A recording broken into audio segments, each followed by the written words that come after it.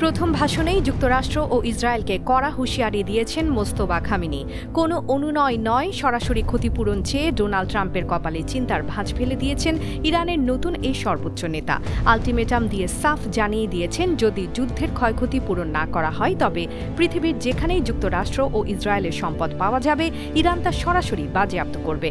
আর যদি দখল করা সম্ভব না হয় তবে সমপরিমাণ মূল্যের সম্পদ স্রেফ মাটির সাথে মিশিয়ে দেওয়া হবে।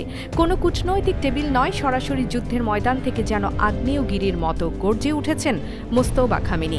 বাবার মৃত্যুর প্রতিশোধ নিতে তিনি যে রণমূর্তি ধারণ করেছেন তাতে শুধু মধ্যপ্রাচ্য নয়, রীতিমতো হাড় কাঁপানো আতঙ্ক ছড়িয়েছে ওয়াশিংটন থেকে তেল আবিবে। তার পরিষ্কার কথা, ইরান আর কোনো আপোষ করবে না। এবার হবে চোখে চোখ রেখে সরাসরি হিসাব নিকাশ। মার্কিন সামরিক শক্তির প্রতি মোস্তফা খামেনির আলটিমেটাম ছিল আরও বিধ্বংসী। তিনি মধ্যপ্রাচ্যের প্রতিটি মার্কিন ঘাঁটিকে অবিলম্বে তল্পিতল্পা গুটিয়ে বিদায় হওয়ার চরম নির্দেশ দিয়েছেন। অন্যথায় প্রতিটি ঘাঁটি পরিণত হবে ইরানের ব্যালিস্টিক মিসাইলের সরাসরি নিশানায়। নতুন নেতার সোজা কথা, প্যাক আপ করো, নয়তো চিরতরে কবরে যাওয়ার জন্য প্রস্তুত হও। এখানেই শেষ নয়, বিশ্ব অর্থনীতির শ্বাসরোধ করতে হরমুজ প্রণালী সম্পূর্ণ বন্ধ রাখার ঘোষণা দিয়েছেন মোস্তফা খামেনি। এর ফলে বিশ্ববাজারে জ্বালানি তেলের জন্য হাহাকার আরও তীব্র হওয়া এখন স্রেফ সময়ের ব্যাপার। তবে কৌশলী এই নেতা একই সাথে প্রতিবেশী দেশগুলোর সঙ্গে বন্ধুত্বপূর্ণ সম্পর্ক বজায় রাখার বার্তাও স্পষ্ট করে দিয়েছেন।